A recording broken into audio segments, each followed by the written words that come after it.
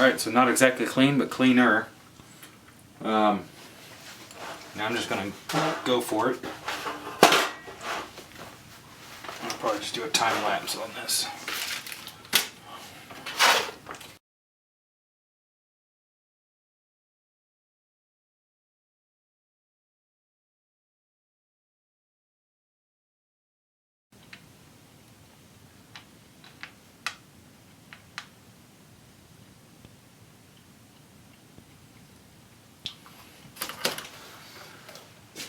Take that out.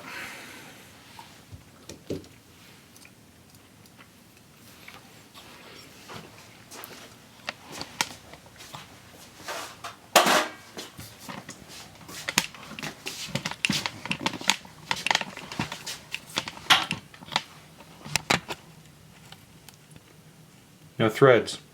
I got through, didn't quite make it into the thread cutter.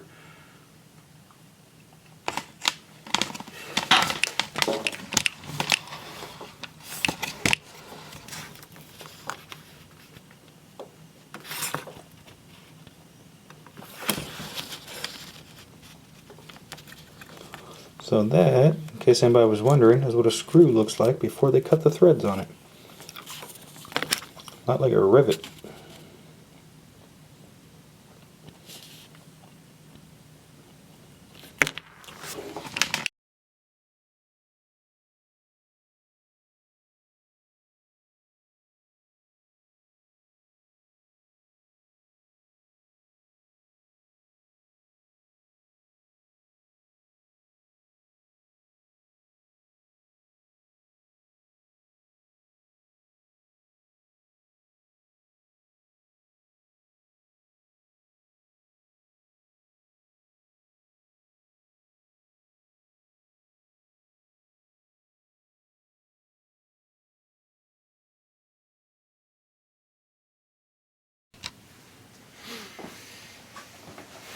Alright, had a little technical difficulty there. Lost the battery. Basically I was saying, so this, I really like the way they did this.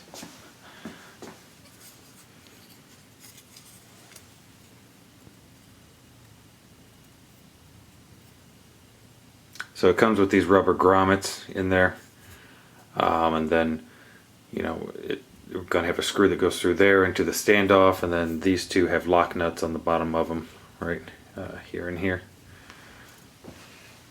But it's real low, so you don't need that much absorption to stop from getting jello in your video, and you know, it sits real low as compared to a lot of the other ones, you know, that come with those rubber damping balls. They're real tall. They're taller than they need to be. This is fine, just like that. So, or that's my guess. I haven't used it, but I'm going to guess that's plenty of absorption.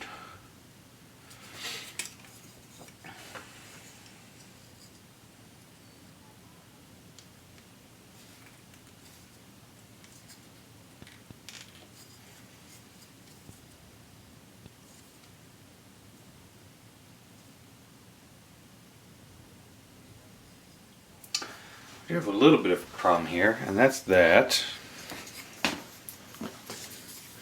if you look at this,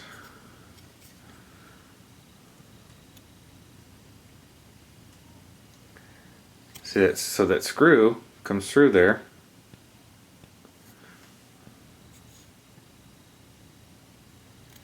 alright, screw goes through and it goes into the lock nut here. You see the nylock nuts aren't nylon all the way through. They're regular metal nuts. When the screw first starts feeding into them, the nylon is at the end. That's in there pretty tight. I mean, it's just finger tight, but I mean, you can see it's closed up. The more we tighten that, the more it's going to compress the rubber and lessen its damping ability. But you see the screw hasn't made it to the nylon yet, or maybe just barely. But I wouldn't even say that's got a full thread into the nylon yet.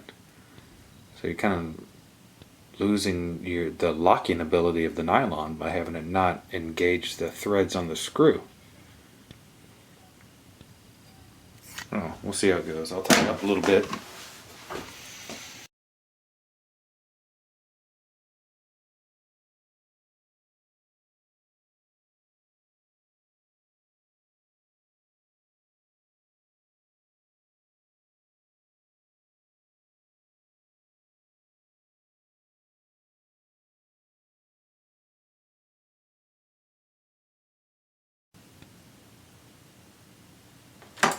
So this bothers me a little bit.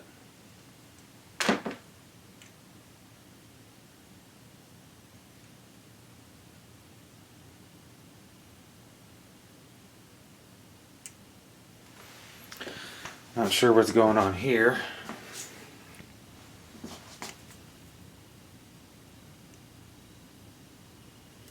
You can see here on this one,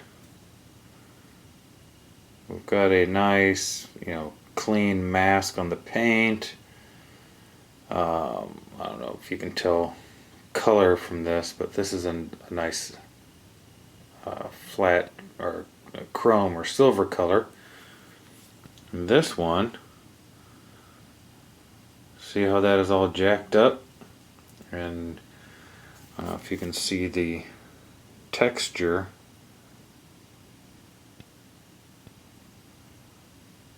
But it's really kind of crunchy, crispy, scratchy. The paint is flaking off, and the paint is a gold color instead of a silver color.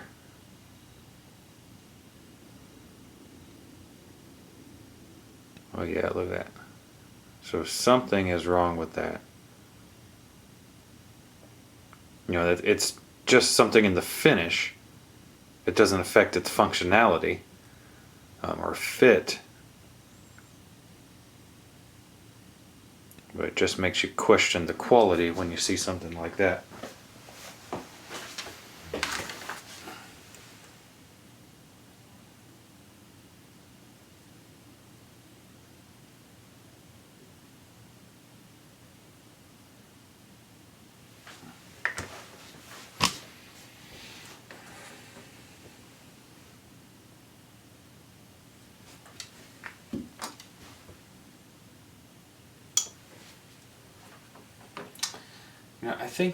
I don't think I'm going to put these on there.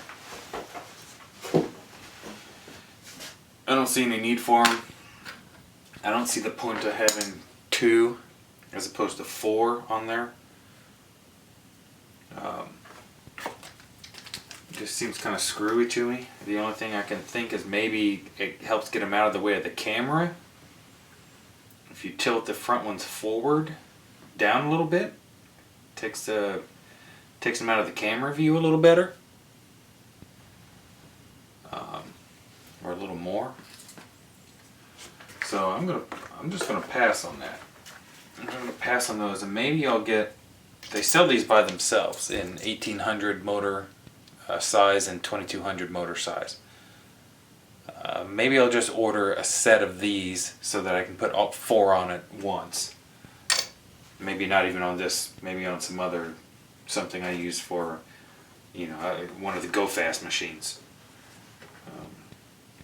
Because this is really not, I don't plan for this to be a Go Fast machine necessarily.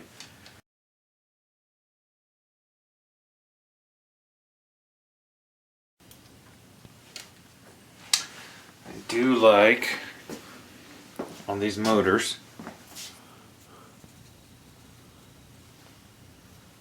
it's knurled. I think they call that flanged or what. The prop adapter has those little knurls in it that help hold the prop on there. I like that.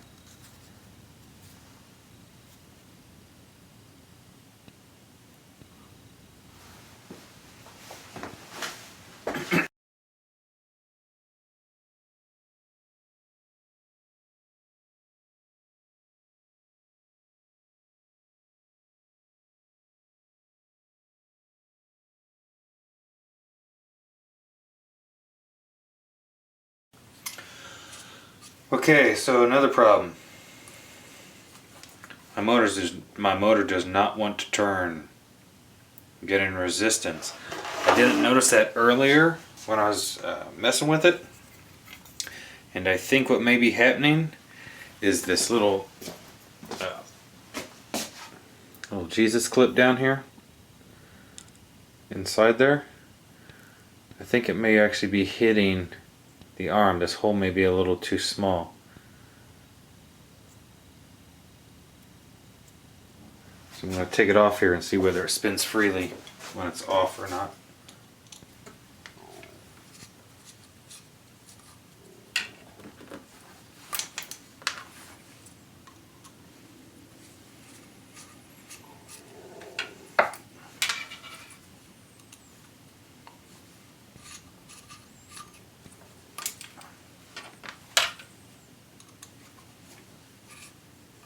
Yeah, see, it turns freely outside there.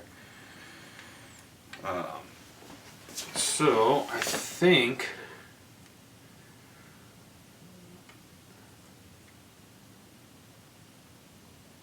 we'll see how much room I have. Nah, that's just not gonna make it.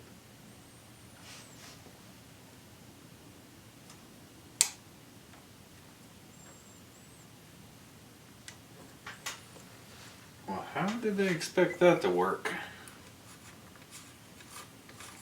Because they haven't left much room.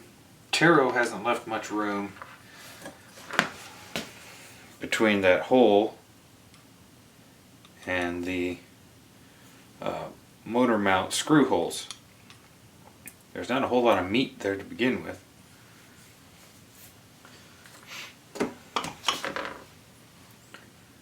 And these clips, that clip is just, it sticks way out.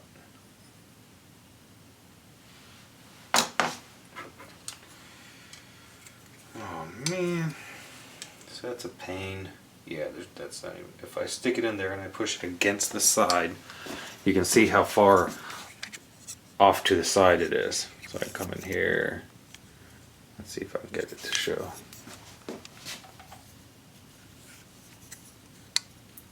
So put it in there, right? When I push against the side,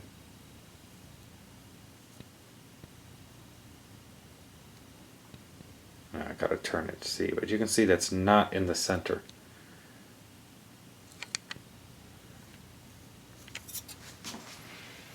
So I don't know what I'm supposed to do about that. I guess I'm gonna have to file this out. Dang it. Don't like that option. I guess I could try and drill it. Don't really like that option either, but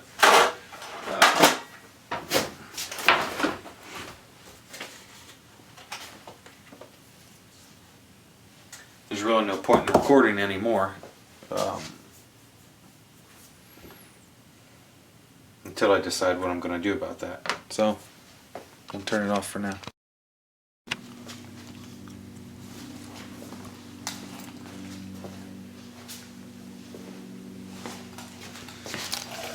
Okay, so this is what we're going to do. I've already come through here.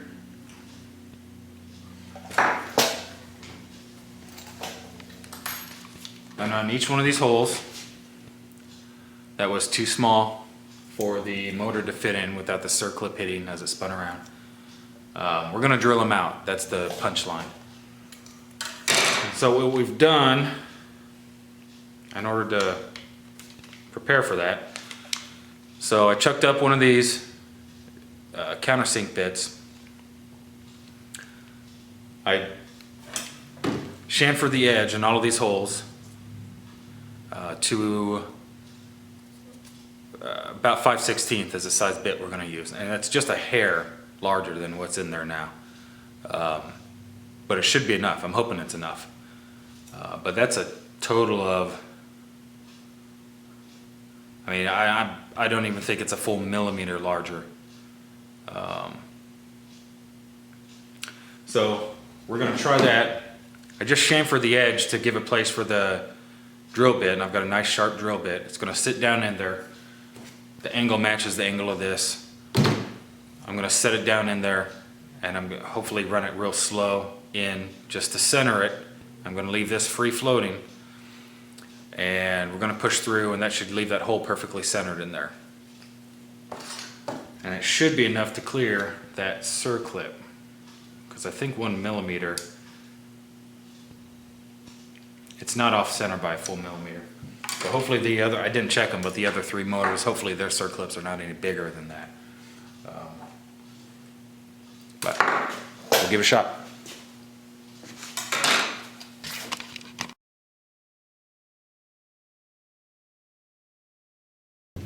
Yeah, so just in case I wasn't clear earlier, what I had done prior to this was come in with this chamfer bit and just come in and just drill that out.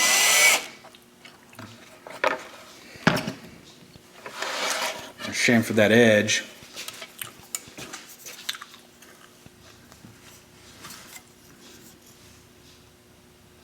You can't really see it. I mean, maybe a little. I'm looking at it on this little screen. And that chamfer fits this drill bit.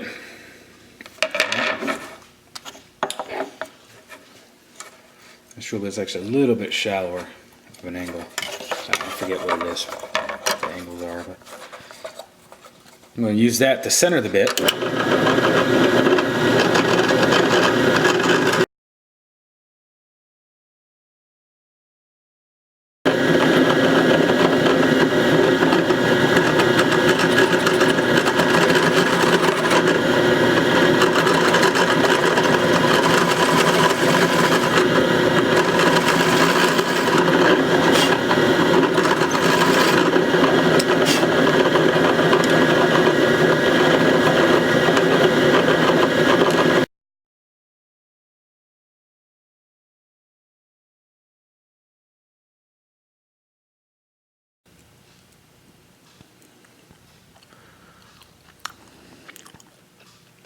I don't know if that's quite big enough.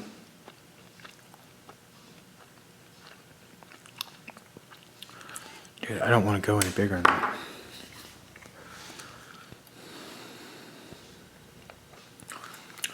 How could they overlook that? I wonder. I don't think that circlip is any bigger than a regular circlip. I mean, it is on the larger side, but not exorbitantly so. I think this hole is just small. I don't know. Let's go load it up and see.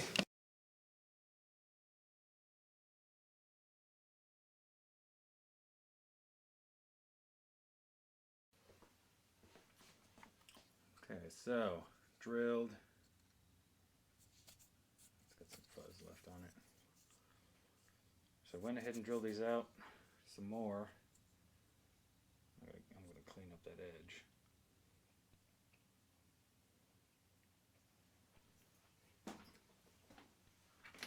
But before I spend time on that, let's make sure it works.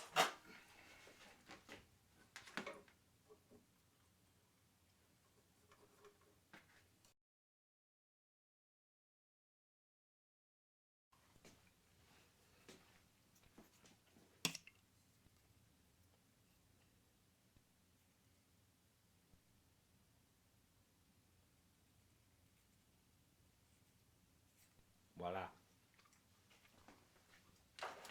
All right.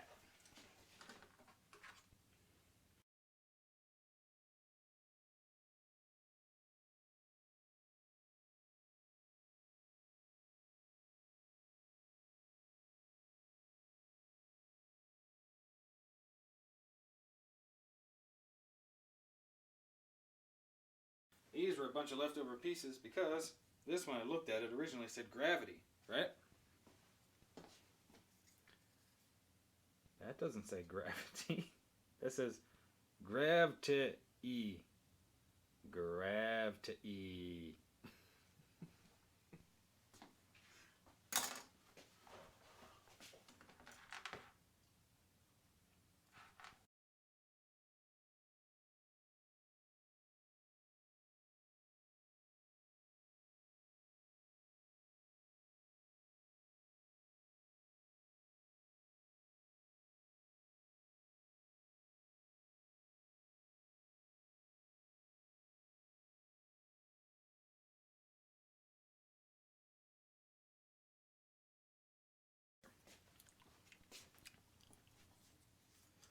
You guys tell me whether I got this right or not.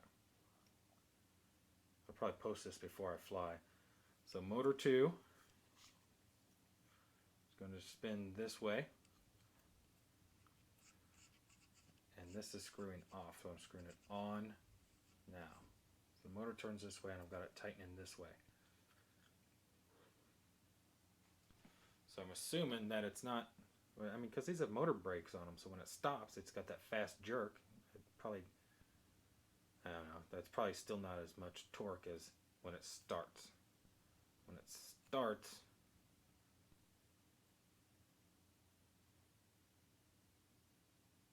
it's going to spin that way, okay?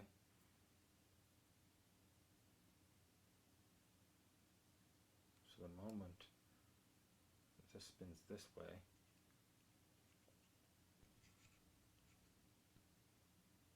so it jerks this way, so the force is applied this way, which will tighten it. Yeah, that's right.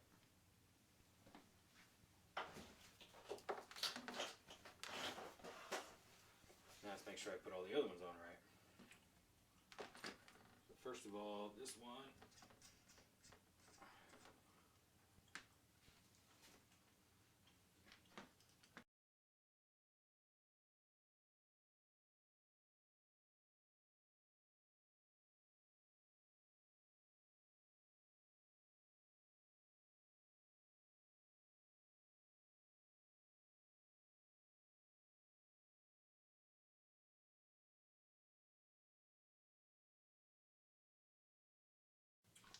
So here's another question.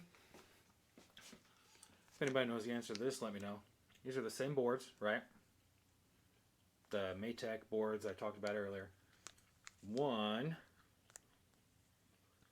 has silver lead or lands. One has these gold lands. What is the difference in those two? Is this some sort of pre-tinning process, and maybe it's this gold color underneath? Or was a different metal used to dope that to begin with, or whatever it's called? If anybody knows that, let me know.